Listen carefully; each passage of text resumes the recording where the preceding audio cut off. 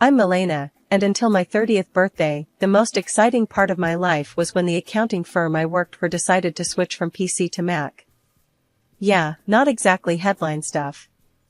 But then, at a friend's birthday bash, everything changed.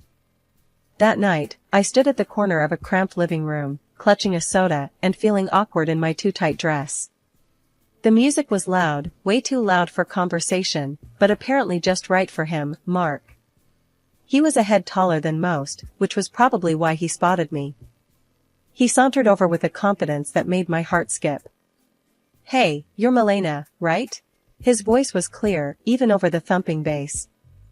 Yeah. And you are?" I sipped my drink, trying to look calmer than I felt. "Mark. I've seen you around. Mind if I join you?" He didn't wait for an answer, just took it as a given and stood next to me. "Not at all," I said, my voice nearly lost to the latest pop hit blaring through the speakers. "So, Milena, what brings you here tonight?" He leaned in, his tone casual, but his eyes intense. "Just here to celebrate Sarah's birthday. You know her long?" "Yeah, went to college with her. She keeps inviting me to these things." He shrugged. "Can't say no, can I?" We laughed, and it felt natural, easy. "I get it. I work with her. She's kind of hard to say no to." "An accountant, right?" she mentioned. He nodded like he knew all along. "That's right. Numbers are my game," I joked, though I usually found nothing funny about spreadsheets. "Sounds thrilling." He grinned, and I couldn't tell if he was mocking me or not. "Oh, absolutely. It's all wild parties and high stakes in the accounting world." We laughed again, and that's when I felt it, the ease of talking to someone who seemed genuinely interested in what I had to say. It was a new feeling, exciting and a bit scary. "You want to grab some air?" he suggested, tilting his head towards the backyard. I nodded, grateful to escape the noise. Outside, the cool air was a relief. "So, what's a guy like you doing in a place like this?" I asked, trying to sound smoother than I felt. "Just looking for a good time, I guess. And maybe someone cool to hang out with," he said with a smile that made his eyes crinkle at the corners. We talked about everything and nothing, movies, books we liked, how he was into graphic design but stuck at a corporate gig he didn't love. It was as if we'd known each other for years. As the night wound down, he pulled out his phone. "Can I get your number? I'd really like to see you again, Milena." I hesitated, not used to this kind of attention, but something about him felt right. "Sure," I said, punching my number into his phone. He smiled, his whole face lighting up. "Great. I'll call you. We should go out, just the two of us." "Sounds good," I managed, my stomach doing flips. I watched him go, a part of me still in disbelief that this was my life now. Maybe turning 30 wasn't so bad after all. Maybe it was just the start of something truly great. The days after Mark's call felt like a blur. Before I knew it, I was getting ready for our first date. My nerves were all over the place. It wasn't like I had much experience in this department. I chose a simple blue dress, nothing fancy, but hoped it did the trick. Mark picked me up at 7 sharp. His car was a clean, well-kept sedan, nothing flashy, but it suited him. As I got in, he flashed me a smile that could knock you sideways. "You look great, Milena." "Thanks," I mumbled, my face probably red as a tomato. "You look nice too." Dinner was at this cozy little Italian place he knew. The food smelled amazing, but my stomach was doing somersaults. We ordered pasta, him with some fancy sauce and me with plain old marinara. "So, Milena, tell me something about you that no one else knows," he said, twirling his spaghetti expertly onto his fork. I chuckled, playing with my food more than eating it. "Well, I'm pretty boring. But I guess not everyone knows I can solve a Rubik's Cube in under 1 minute." He raised his eyebrows. "Really now? That's pretty cool. You'll have to show me sometime." "Sure," I said, starting to relax a little. "What about you? Any hidden talents?" "I make a mean breakfast burrito," he boasted with a grin. "Best you'll ever have." "I'll take your word for it. Maybe you can prove it sometime, I teased. The conversation flowed, and for the first time in a long time, I felt like I was exactly where I was supposed to be. The next few weeks were a whirlwind. We saw each other constantly. Mark would come over after work, where I'd meet him for lunch near his office. He introduced me to his favorite spots around town, little nooks I'd never noticed before. It was like seeing the city for the first time. Things took a serious turn when he invited me to meet his parents, Jack and Mary. They lived in a small but cozy house filled with photos and knickknacks. Mary hugged me the second we walked in. "Oh, we've heard so much about you, dear," she said, squeezing my shoulders. "Mark, she's lovely." "Thanks, Mom," Mark said, and I could tell he was pleased. We sat down to dinner, and the conversation was nonstop. "So, Milena, Mark tells us you're an accountant. That must be interesting," Jack said, passing me the potatoes. "It has its moments," I replied. "Mostly just numbers, but I like the order of it." "And how's your family?" Mary asked, genuinely interested. "They're good, thanks. My dad's a businessman, always busy, but he's been really supportive of me." It was all happening fast, sure, but it felt right. It was as if everything in my life had been leading up to this, meeting Mark, feeling like someone finally saw me for who I was, not just some plain Jane accountant. One evening, a few months into our whirlwind romance, we were walking along the riverbank. The city lights reflected off the water, and it was pretty, in a postcard kind of way. "Milena, I've been thinking," he started, stopping and facing me. "Yeah?" I asked, my heart starting to race. "I don't want to wait any longer. I know this is fast, but, will you marry me?" Just like that, my world changed.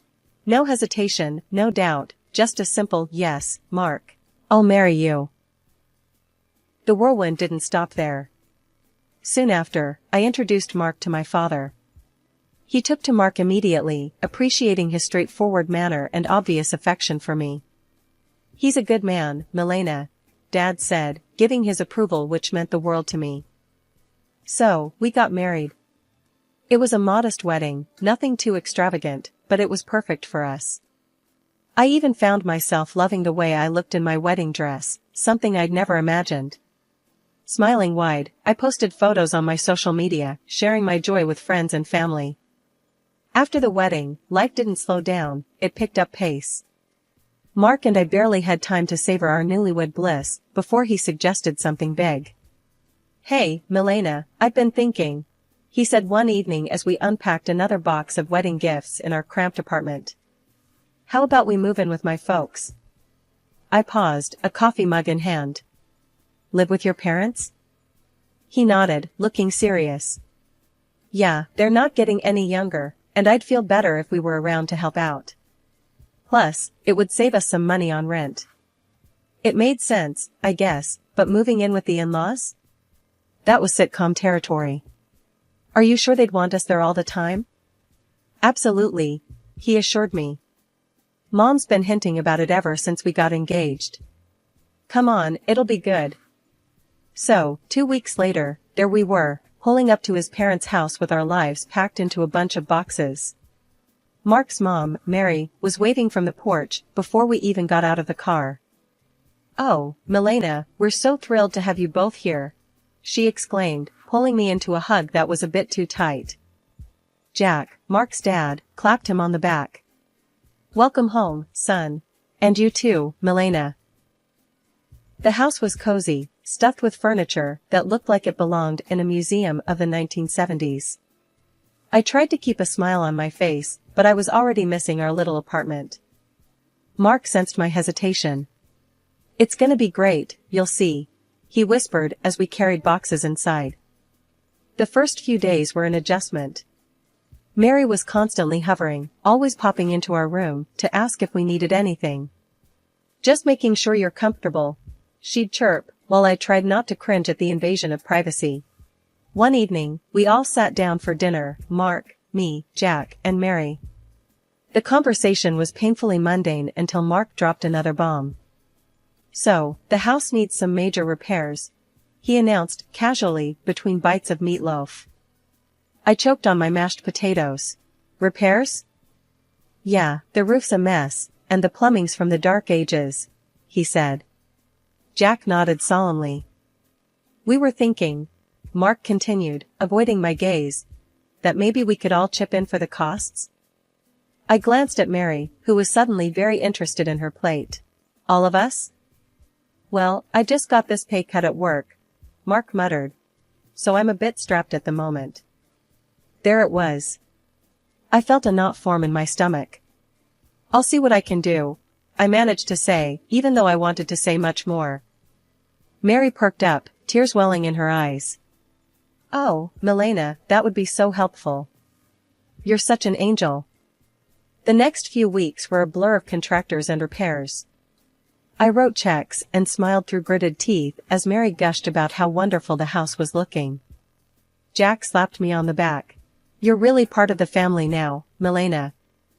Part of the family, sure. The part that pays for everything. One particularly grueling day, after yet another round of expensive decisions, I collapsed on our bed, exhausted.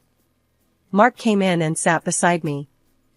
Thanks for handling all this, Milena, he said, sounding almost sincere. It's fine, I lied, staring at the ceiling. Just didn't realize how much it would be. He squeezed my hand. It'll all be worth it. This is for our future, right? Our future, I echoed, not quite sure whose future we were building anymore. As I lay there, listening to Mark's steady breathing, I couldn't help but wonder if moving in was the right decision. But there was no going back now. I was in this deep, and I had to see it through, whatever the cost. After the renovations, the house looked great, like something out of a magazine. Honestly, despite the financial strain, I felt a bit of pride looking around. We decided to throw a small dinner party to celebrate, just the four of us. That's when everything took an unexpected turn. We were in the middle of dinner, laughing and sharing stories, when Mary suddenly got quiet. The room felt heavy all of a sudden. She looked at Jack, then at us, and her eyes were teary. We need to tell you both something important, she said, her voice shaky. Mark and I exchanged looks. What's going on? I asked, my stomach tightening. Jack took a deep breath. The house, it's mortgaged. Heavily mortgaged. We owe $200,000, and the bank could take it away if we don't settle the debt in 2 months. My fork clattered to my plate. What? You mean all the repairs we just paid for? Mary started sobbing. We were ashamed, and we thought we could manage it. But after the repairs and everything, there's just no way. I felt like I was in a bad dream. All the money, all the effort, it was for a house that wasn't even secure. So what are you saying now? My voice was sharper than I intended. Well, Mark started, his eyes avoiding mine. I was hoping, maybe, Milena, you could talk to your father. Are you serious? I snapped, my voice rising. Ask my dad for $200,000? It's just, after his help, the house would be secure. For us, for our future, Mark pleaded. Mary's sobbing grew louder, making me feel like the villain in this crazy drama. Please, Milena. It's our home. We've spent decades in this house. I was furious, but the tears and the pleading wore me down. I'll think about it, I finally muttered, feeling trapped. The next day, I called my dad, hesitantly explaining the situation. To my surprise, he agreed to help, but on one condition. I'll give the money, Milena, but only with a formal agreement, a receipt. I want everything documented. When I relayed this to Mark, he wasn't happy. Why does it have to be so formal? Can't he just trust us? It's $200,000, Mark. It's a lot of money, and he's just being cautious, I argued, feeling the divide between us grow. He'll get his paperwork, Mark muttered, clearly annoyed. The paperwork was drawn up, and the money was transferred. Mary and Jack were relieved, constantly thanking me, but the air between Mark and me had changed. There was a coldness that wasn't there before. Just when I thought my life couldn't get any darker, tragedy struck with brutal suddenness. Milena, it's your Aunt Judith. Her voice came through the line, shaky and choked. Your dad, he had a heart attack. It's bad. My heart dropped to my stomach. What? How? Is he? He didn't make it, honey. I'm so sorry. The phone nearly slipped from my hand. No, that can't be right. I mumbled, numb. I hung up and turned to find Mark standing in the doorway. What's wrong? He asked, his voice low. My dad, he's gone. I managed to say before everything inside me broke and I started sobbing. Mark came over and put his arm around me, but it felt like being hugged by a stranger. I'm sorry, Milena, he said, and it sounded sincere, but I was too lost in my grief to really hear him. Exhausted from another long day of funeral planning and negotiations with the agency, I came home earlier than usual. I expected the house to be quiet, but as I inserted my key into the front door, I heard voices from the living room. It was Mark, his tone dripping with frustration and disgust, talking to his parents. I can't do this anymore. Living with her is driving me nuts. She's just, ugh, it's too much, Mark complained. His mom, usually so sweet and understanding, replied in a stern whisper. You have to hold on a bit longer, Mark. We need to figure out what to do with those receipts your father-in-law had. Milena has them now. The sooner I get out, the better. I'll grab those receipts and destroy them. And then I'll start all over again with that rich beauty I told you about. Mark's voice was cold, calculated. I felt a chill run down my spine.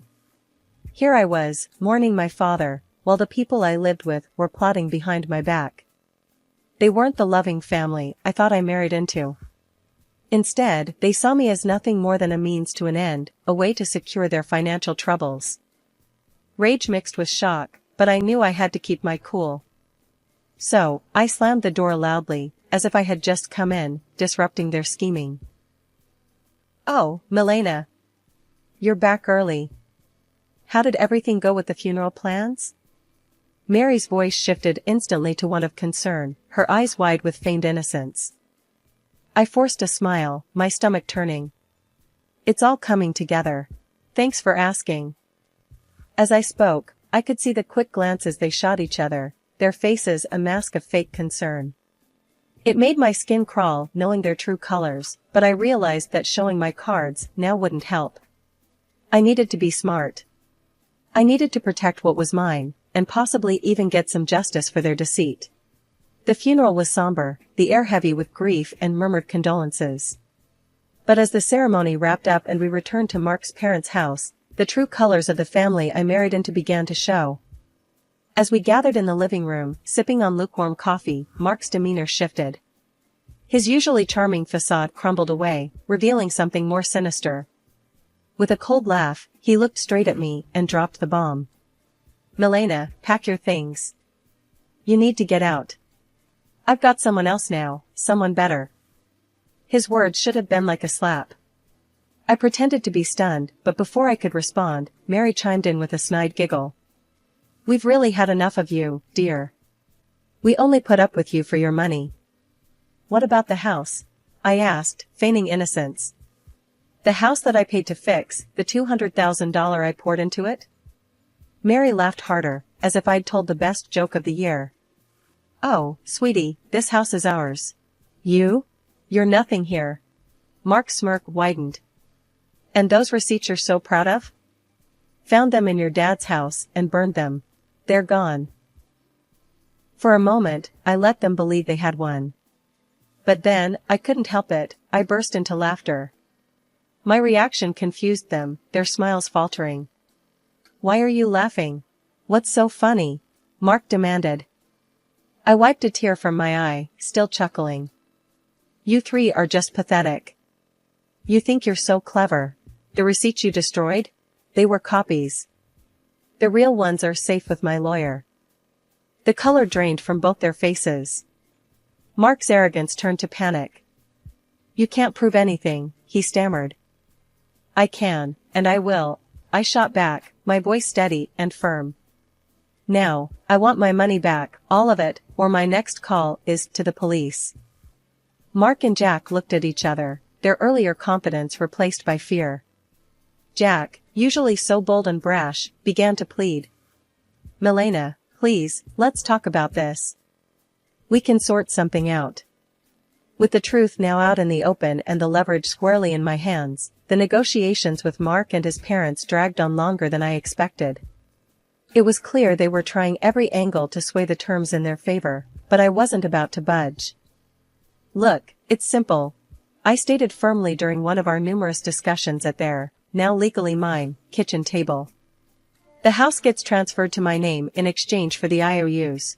That's the deal. No more games." Finally, they relented. We all agreed that the best course of action was to make everything official and legal. I insisted that everything be documented by a lawyer and confirmed with the proper papers. "I want no corners cut," I emphasized. At the lawyer's office, the atmosphere was tense as documents were signed and notarized. I watched closely as each signature was applied, ensuring there was no room for further deceit. Once everything was finalized, I collected the documents related to the transfer and turned to Mark's mother, who looked deflated yet somehow still carried a hint of her former haughtiness. "I'll be keeping these in a safe place," I said, holding up the papers before slipping them into a folder. "Just to ensure no one is tempted to pull any stunts." With the legalities handled, the divorce proceedings were straightforward. Mark was quiet, his earlier arrogance nowhere to be seen. When the final papers were signed, I felt a weight lift off my shoulders, a chapter closed. On the day they moved out, I stood on the porch of my now fully owned house and watched. Mark, his mom, and dad carried their belongings to a rental van, their movements slow, the mood somber. I couldn't help but feel a mix of satisfaction and sorrow. This wasn't how I imagined my marriage ending, but under the circumstances, it was the best possible outcome. After everything settled down and I began to enjoy my newfound peace, word got back to me through friends about Mark and his predicament. Apparently, the grass wasn't greener on the other side. His mistress had dumped him not long after our divorce. And his parents? They were now crammed into a tiny apartment, a stark downgrade from the comfortable house they once had. It seemed karma had caught up with them quicker than I expected.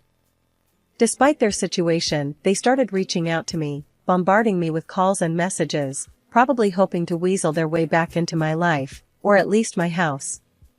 But I was done with their deceit. I blocked their numbers without a second thought and blacklisted them on all social media. It was liberating, cutting the final threads that connected us. One afternoon, as I was enjoying a quiet moment with a book in my living room, a knock came at my door. Peering through the peephole, I saw Mark standing there, a pathetic figure holding a bouquet of flowers. The audacity of it made me scoff. Opening the door, I couldn't help but laugh outright at the sight of him. "Really, Mark? Flowers?" He shuffled uncomfortably, the bouquet seeming to wilt along with his spirits. "Milena, I've realized so many things. I was wrong, terribly wrong. Remember when you told me I disgusted you?" I interrupted, leaning against the door frame, not bothering to hide my amusement at his discomfort. "What changed, Mark? Run out of options?" He looked down, the shame clear on his face. I made mistakes. But I'm here to make things right." I shook my head, almost feeling sorry for him. "Almost. You're not here to make things right, Mark. You're just desperate to get back to your comfortable life. But guess what? That life doesn't exist anymore. Not for you." His face fell, and he took a step back, as if my words were physical blows. "Milena, please. Save it," I cut him off sharply. "I want you to leave. Don't come back here. We're done. Forever." Mark stood there for a second longer, his hope visibly crumbling. Then, without another word, he turned and walked away, his shoulders hunched in defeat. Returning to my book, I smiled to myself. The quiet of the house wrapped around me like a comforting blanket, a stark contrast to the chaos that once reigned here. I was finally at peace, living life on my terms, and no bouquet of flowers or sweet talk could disrupt that. I was truly, finally free.